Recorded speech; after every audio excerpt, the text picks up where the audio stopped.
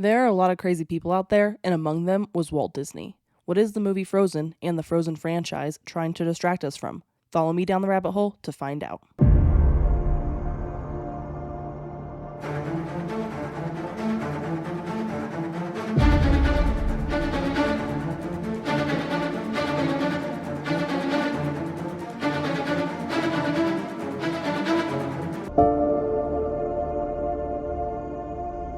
Hello, friends. Welcome back to another episode of The Rabbit Hole. And this episode, you picked. So I did a survey or like a poll on my Instagram if you wanted to hear about the Disney Frozen distraction or the Mandela effect this week. And it was tight. It was tight. But at the end of the day, the Frozen distraction won out. So maybe I'll do the Mandela effect next week, or maybe I'll do another poll and let you guys choose between that one and something new.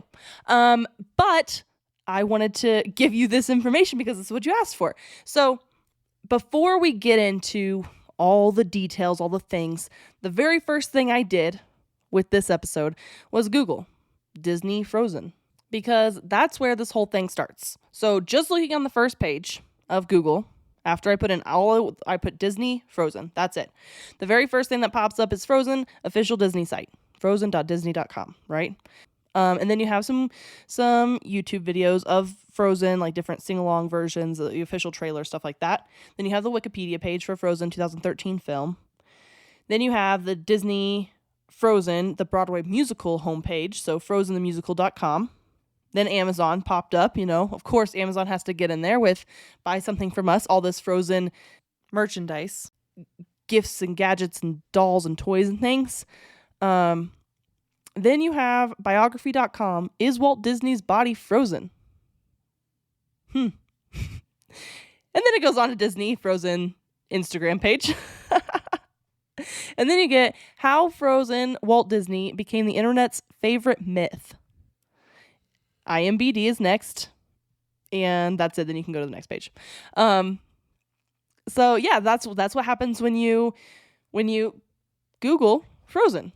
Now, in case you didn't know, Frozen, the movie, like the musical animated film, came out in 2013 as Walt Disney Animation Studios' 53rd film. It is loosely based on the fairy tale The Snow Queen or The Ice Queen. If you didn't know, Frozen is about two sisters who, they lost their parents, and the older of the two has magical powers and can freeze things. Right? Frozen. Because the parents are dead, the older sister has to become the queen, so she has a coronation. And during her coronation, because she's scared of her powers, she accidentally freezes their entire kingdom. And the younger of the two sisters spends her the whole movie trying to find the older sister and unfreeze the kingdom. Of course, there's love and different things they put into every single Disney movie, right? So there's a love interest, and there's a cute little snowman named Olaf, and he's adorable and everybody loves him. And also we really love Sven, and Sven is the sidekick reindeer guy, and we like him. He's really cute too. So anyway, that's Frozen, right? And now there's a Frozen 2. I've heard talks of Frozen 3. I don't know, maybe it's come out, maybe it has, I don't know. Anyway, it's a cute show, and of course there's all the music and stuff. And so everyone knows the song Let It Go. I mean, everybody, if you have a kid, you know the song Let It Go because it's been seared into our brains. Anyway, that's Frozen. So let's get into Walt Disney. Walt Disney, the man, was born on December 5th, 1901 in Chicago. His father moved the family to a farm in Marceline, Missouri. This town, Main Street, is said to have been the inspiration for the Main Street in Disneyland. So that's kind of cool. And there's a whole museum. You can see Walt Disney's home if you go there, but it's not near anything. It's kind of way out in the middle of nowhere. So you kind of have to have that as your destination, be going there in order to see Disney's home, childhood home. But they moved around a lot. So that is also where Walt started showing a taste for drawing. That's basically where he started. That's where he started, is Marceline, Missouri. His father gave up on farming and moved the Disney family to Kansas City, Missouri, where he bought a paper route. Walt actually attributes a lot of his habits and compulsions to the disciplines and discomforts from helping with his father's paper route, because his father basically like employed his children to help with the paper route. So Walt, one of the children, has to help. Well, that's where he learned basically like how to have discipline, how to, maintain and continue doing things even when things are hard. In Kansas City, Walt began to study cartooning and later took classes at the Kansas City Art Institute and School of Design. In 1917, the Disney family moved back to Chicago, and that's where Walt attended McKinley High School, and he took photographs and made drawings for the school paper there. So he continued this drawing theme his whole life, obviously. He continued to study cartooning and was hoping to make a career out of it as a newspaper cartoonist. However, World War I was raging at the time, and Walt had to interrupt his dream to go and help in the war. So he actually drove an ambulance for the American Red Cross in France and Germany during the final year of the Great War. So that's kind of neat. In 1919, Walt returned to Kansas City, where he found occasional employment as a draftsman and inker in commercial art studios. And this is where he met Ub Iwerks. Iwerks' talents would contribute greatly to the early success of Walt Disney, and he would actually go on to basically like follow him through his career, or through Walt Disney's career. Iwerks follows Disney. So the two were super not satisfied with the work they were receiving in the commercial art studios, so they decided to like start a small studio of their own. Can't be that hard, right? So that was in 1922. They acquired a secondhand movie camera and began making short, like 1 to 2 minute animated advertising films, and they distributed these to the local movie theaters. They also made a comic called Laughograms, and the pilot film for a series of 7-minute fairy tales. They combined live action and animation. This series was called Alice in Cartoonland, and from what I researched, they only made like the one film. It was supposed to be like a whole series, but they only made the first pilot film of it. Sadly, the two were actually cheated by a New York film distributor and were forced to file bankruptcy in 1923, which is why they didn't make any more of that series. After that, Walt moved to California, and he wanted to pursue a career in cinematography. He and his brother Roy ended up going into business together because they saw how successful the first Alice film was, and the Disney brothers opened up a shop in Hollywood. With Roy as like the business partner, the business manager, the business side of the Disney production, Walt convinced Iwerks to join him and resume the Alice series. They invented the character called Oswald the Lucky Rabbit and contracted for distribution of the films at $1,500 each and launched their enterprise. So that was kind of cool. And for reference, just so you know, $1,500 at this time is about $26,000 today. I did a little calculation for you guys. In 1927, Walt and Iwerks started experimenting with other characters. One that they super liked, and everybody else eventually would as well, was an energetic, cheerful, and mischievous mouse, and they named him Mickey. Did you know that over 40% of Americans have a hard time swallowing pills? So when it's time to take your vitamins, large capsules and pills are out of the question. We know that gummy vitamins exist, but they're full of sugar, they get stuck in your teeth, and they only contain a fraction of the nutrients you need. Luckily, Easy Melts has discovered the ultimate vitamin sweet spot. Vitamins that melt in your mouth, taste like a treat, and are packed with nutrients ready for absorption, all without an ounce of sugar. For a limited time, Easy Melts is giving listeners a free 3-month supply of vitamin D3 with their first purchase. To claim your free D3 vitamins, visit try.easymelts.com/spring24. That's try.melts.com/spring24. Say goodbye to the old way of taking your vitamins and say hello to the easy way. Menopausal and perimenopausal women, listen up. It's time to take control of your health and comfort, and Winona is here to help. Winona is a telemedicine company for menopause care who believes that your symptoms are real, important, and deserve to be taken seriously. And for many women, this starts with hormone replacement therapy. Winona's HRT is made with plant-based, bioidentical hormones rather than synthetic ones, so it better aligns with your body to offer relief from hot flashes, weight gain, and other uncomfortable symptoms. 80% of women who use Winona find relief within just 90 days. So, what are you waiting for? Get started today. Visit buywinona.com today to start your free visit. With free shipping and the ability to pause or cancel at any time, your path to wellness has zero obligations. Use code SPRING24 at buywinona.com for 25% off your first treatment plan. That's BYWINONA.com for 25% off. Winona, menopause care made easy. They actually planned 2 shorts called Plain Crazy and Gallopin' Gaucho to introduce Mickey Mouse to the world, but this was before sound had been introduced to movies. Luckily, before they released the 2 shorts, a film came out called The Jazz Singer, and this movie brought forward the novelty of sound in movies. So Disney quickly produced a 3rd movie with Mickey Mouse and included voices and sounds, and he called it Steamboat Willie. When it appeared in 1928, Steamboat Willie was a sensation. And I mean, still now, like, everyone knows Steamboat Willie. We all know that that was the very first Mickey Mouse introduction. And that was before there were any other characters. It was just Mickey Mouse at the time because they didn't have any other characters yet.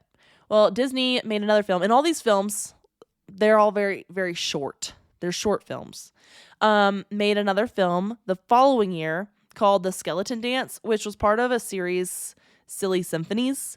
Cute as it was costing more than the company could afford because of all the animation that needed to be done, all the things. It wasn't as popular, so it was actually putting the Disney operation in peril. But the popularity of the character Mickey Mouse and his girlfriend, now Minnie, continued to rise. So, of course, they stuck with that because it's working.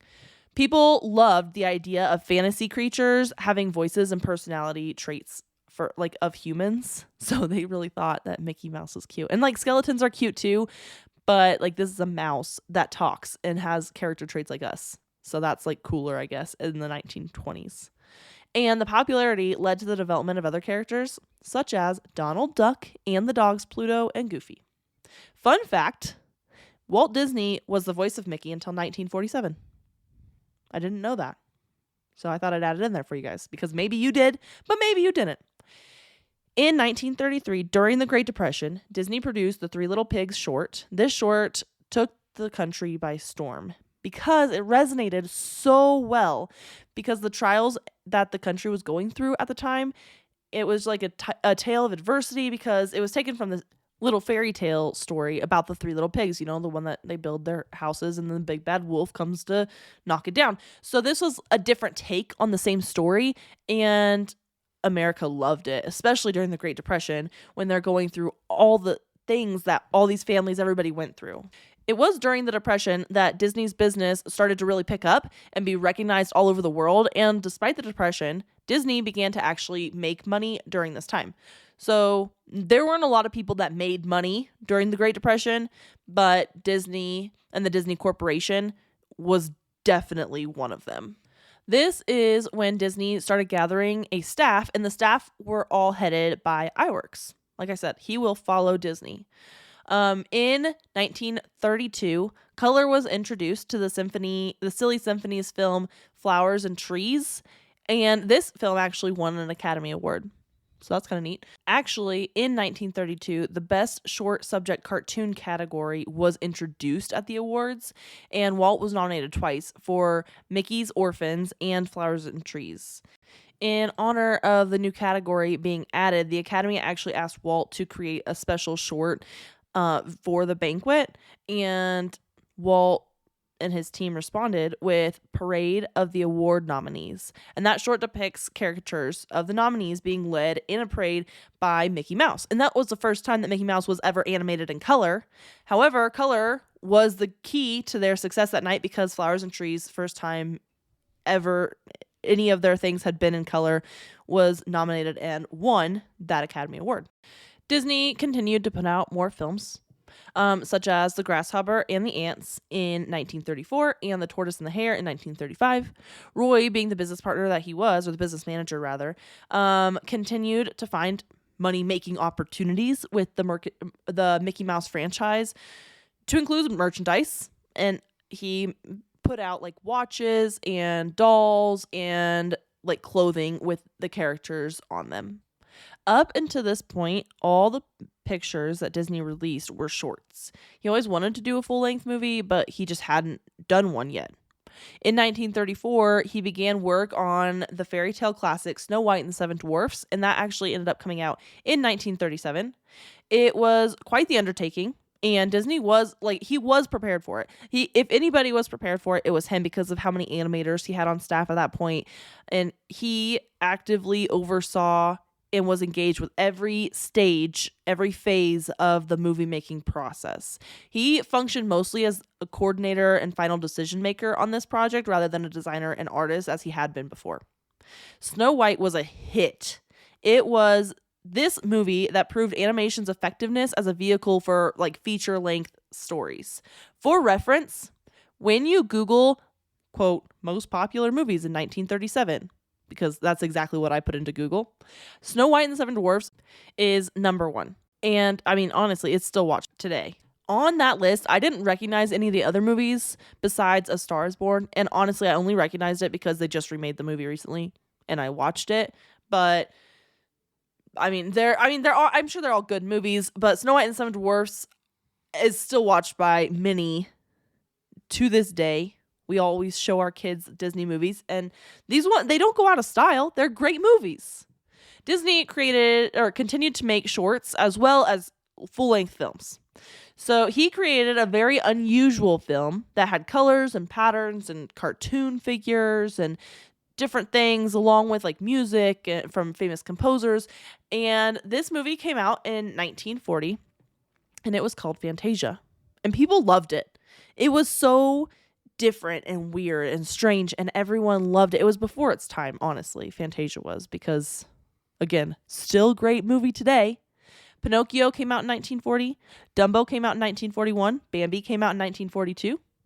Outside of the films that he was putting out, Disney moved his company to Burbank, California in 1940.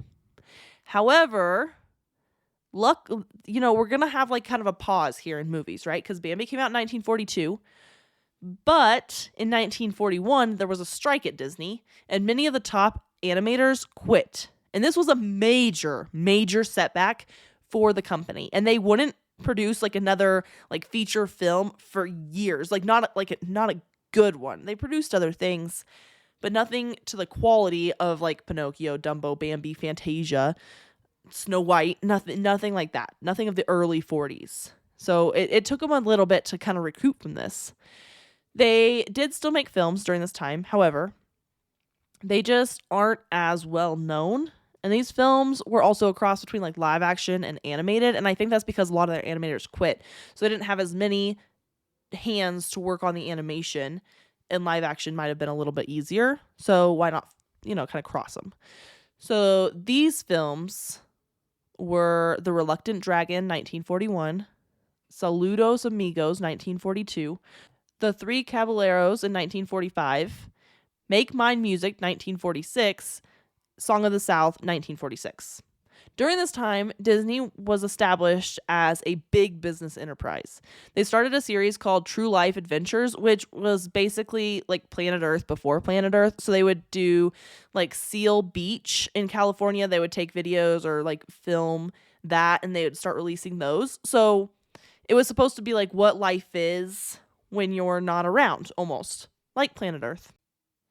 By the 1950s, the animation was back up and running again. So that's when Cinderella came out, 1950. Alice in Wonderland came out in 1951, and Peter Pan in 1953. Also in the 1950s, Disney started plans for an amusement park to be built near Los Angeles. This park was called Disneyland, and it opened in 1955. I'm sure many of you have heard of it. Disney was one of the first to recognize that TV, like television, was gonna be super popular and a great platform to utilize. And so he began some like weekly shows that he would put out on television on like Sunday nights, and they became super popular. The shows were called Zorro and Davy Crockett. And the Mickey Mouse Club was also started as a TV series that featured teenage cast of like basically to perform different things, like a variety show. And they were called the Mouseketeers. They don't do that anymore, or maybe they do, maybe they restarted it. But I know when I was a kid, like Justin Timberlake and Britney Spears, even Ryan Gosling, which I didn't add in this, but he was also a Mouseketeer. He was kicked out. He was fired by Disney. But yeah, they were called the Disney Mouseketeers. The climax of Walt Disney's career came with the worldwide phenomena that was known as Mary Poppins, which released in 1964. People loved Mary Poppins. It went worldwide, like I said, and like they just couldn't, and people, you just couldn't get enough. At the time of his death, a second amusement park, Walt Disney World, was under construction and opened in 1971 near Orlando, Florida. I'm sure you've heard of that one as well.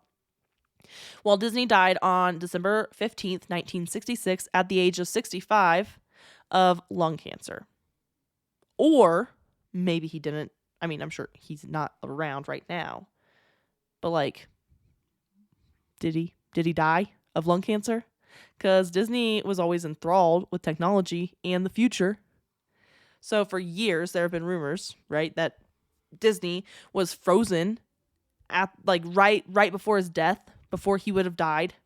Maybe this was the day that he was frozen and then we just call it his death. Maybe he didn't actually die of lung cancer there.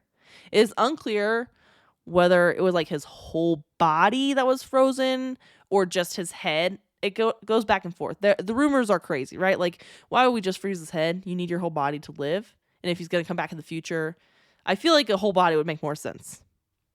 Anyway, there are also rumors that his body is being stored under the ship at the Pirates of the Caribbean ride at Disneyland, which like seems weird. No one really knows like why that ride, but those are the rumors. But why did he want to be frozen? I'm glad you asked. Well, he thought that if he was cryogenically frozen, sometime in the future, when we have the technology to cure him of his cancer, we could unfreeze him and he could go on living. And man, he was a genius. Like he was a man before his time. He created so many great animated films that, like I said earlier, we still watch today. So like maybe he just wanted to, I don't know, like be a future man in the future. Although now, if he came back, he would be very confused at what's going on. I don't know if he'd be an iPhone man or an Android guy. Who knows? But here we are. He's frozen, potentially, depending on what you believe. The people at Disney were tired of the rumors. These people call the believers of this conspiracy theory crazy. They love to call us crazy because if they call us crazy and gaslight us, then people are less likely to believe us. Potentially. I don't know. So they decided to make a movie, and it had to be a hit. It had to have super catchy songs, it was Oscar nominated, and call it Frozen. This way, when you Google Frozen, you no longer get results of Walt Disney's frozen body. You now get the movie. Like I said at the beginning, you have, I was very surprised that on the very first page, it had a reference to Walt Disney being frozen. And I think that's just this conspiracy being so widely talked about right now that everyone is basically causing the Google algorithm to shift. I mean, it's no secret that most Disney movies are based off of old fairy tales, although Disney makes them like more PG than the original fairy tale probably was. Frozen is no different. Like I said earlier, it's based off the fairy tale The Ice Queen. And honestly, they could have named the movie anything. They could have named it The Ice Queen or The Ice Princess or anything. But instead, they were like, yeah, no, we're just going to go ahead and call it Frozen because that's the most Googled thing. When you Google Disney Frozen, it was coming up with Walt Disney's frozen body. Well, now when you Google Disney Frozen, it comes up with the movie Frozen. And they're not dumb at Disney. In fact, they try to be smarter than everybody else. So it's just very convenient that they're like, yeah, let's just name it Frozen. Like there's no way that they're trying to cover things up. I think they were. And I have proof. So let me get into it. So why does Disney care so much about these rumors? Disney is very protective about its family-friendly brand. Like, aggressively protective. They even they used to edit cigarettes out of Walt Disney's hands in pictures because they didn't want the kids to see it. Like they're just like, yeah, let's just like get rid of that. But then in all these pictures you see, he's got like two fingers out and it looks like he was holding a cigarette. It's just not there anymore. Like anyway, he was a chronic smoker. So he was holding cigarettes in a lot of the pictures that they took of him, especially because you could smoke inside back then. The characters at the amusement parks are never allowed to break character. No one can see them like eating, drinking, taking a break, nothing. If they take a break, they eat, they drink, they have to go back into like a private room. They have to basically be in character all the way until the public cannot see them anymore. And that's when they can like break character and drink or eat or even like get out of costume. So much so that in the contract that the characters sign on Disney cruises, it states that the character will remain in costume and be carried away. Like if they're drowning, if like because they're gonna be on a cruise ship, they potentially could be in water. So if these characters start to drown, they should be carried away by lifeguards before the costume is removed. And CPR will not be performed on the scene. So they want families like kids to see that the lifeguards can actually save this character. Like, look, they don't want to take away the facade of what is Disney, right? So instead of saving your life, they're going to keep their image and they will carry you away. Potentially, you could live if they carry you away fast enough and perform CPR. But if you're drowning and you're a character on a Disney cruise, you might die because Disney's image is so much more important to them than your life. Part of this could be because when Pinocchio came out, they hired some dwarfs to stand on a balcony and like wave at the kids to promote the movie. Well, they gave they locked the balcony and they gave these dwarfs enough food and wine for the entire day. Well, they drank and ate all of it. By late afternoon, they were all drunk, naked because their costumes were too hot, and they were swearing at the people walking by. So maybe Disney has a point. Disney did a study to find out how long someone would hold a piece of trash in their hands before they would drop it. And it's about every like 20-ish feet. So they put trash cans every 20 feet in their parks so that there's no litter in their parks. In the amusement park in Shanghai, on very hot days, some guests would like either sit or lay down in the castle to get shade, like to take a rest. They literally have workers there to like shoo these guests away because they want to make sure that the castle looks clean and like kept at all times. So they'll just like shoo guests who are needing a break because it's hot as shit outside. They don't care. Get out because we need to keep our castle, it's a Disney image thing. At the end of the day, other guests are walking by. They don't want to see you laying in the castle. At the parks, also, there's secret security that walks around and forcibly removes people and takes them to the sheriff's office if they're acting drunk or disorderly, and then they ban those people from the parks indefinitely, forever. You can never go back to another Disney park because you were drunk and disorderly.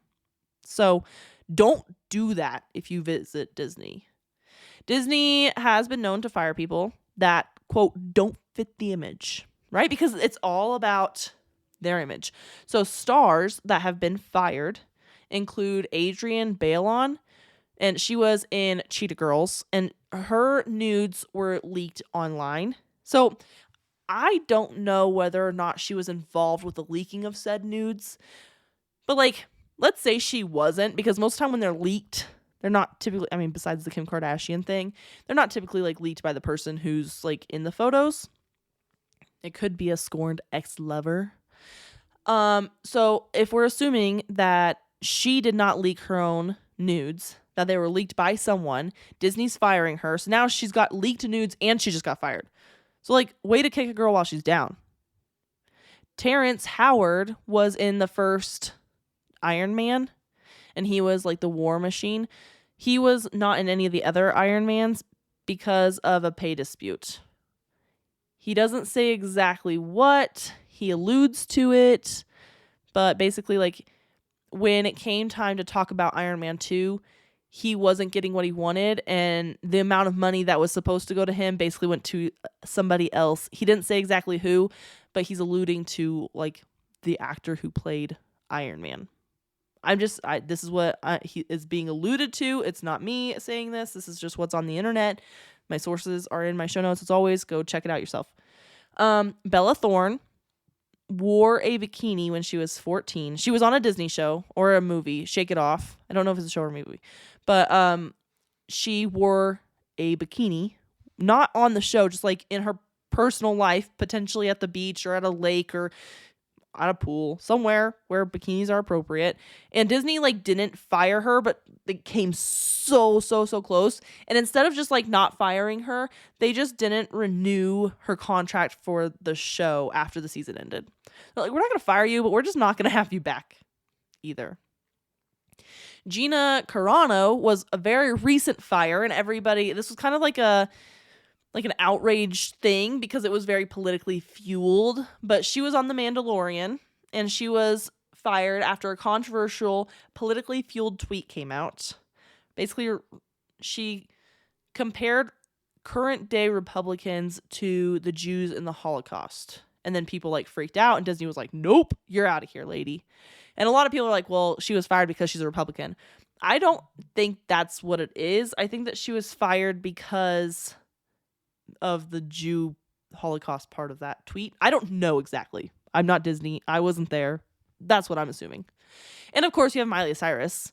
She was basically, Disney dropped her on like a dime because she released a music video for Can't Be Tamed. And she was dancing like somewhat provocatively, don't get me wrong, but nothing more than like what Britney did back in the day. And they were like, nope, get out of here. And honestly, like she was covered up. Like she showed a little bit of skin, but nothing crazy. It's definitely been crazier out there. But of course, she had a contract with Disney. The day after the video came out, Radio Disney was told to stop playing all of her stuff. Don't play Miley Cyrus anymore. None of her songs, just stop right now.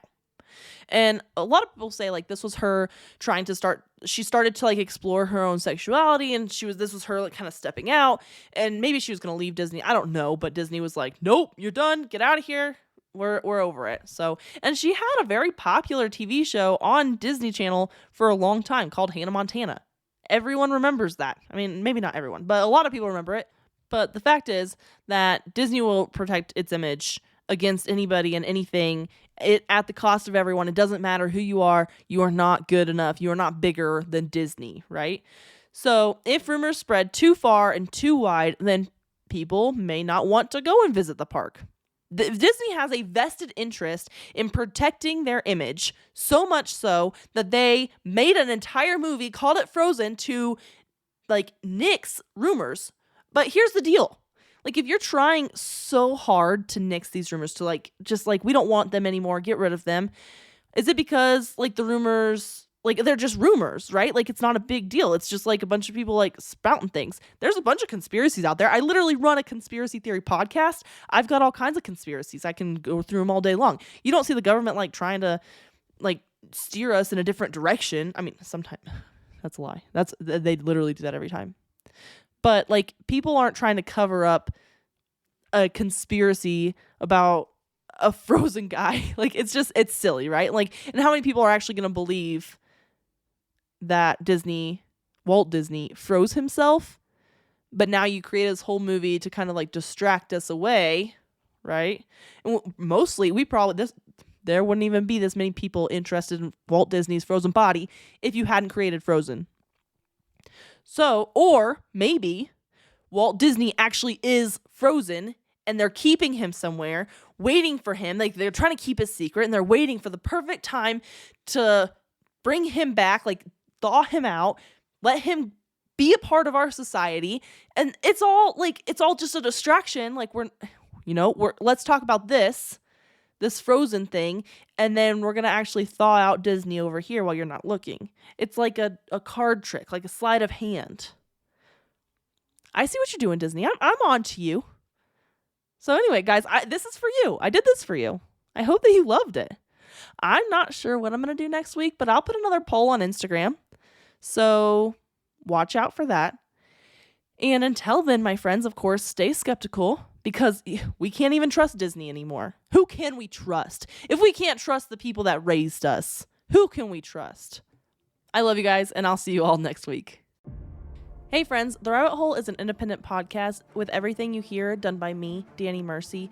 I appreciate all of your support. Please rate and review wherever you're listening. If you want to follow us on Instagram, it's at rabbit.holepodcast. And thank you, Zakar Balaha, for our awesome intro.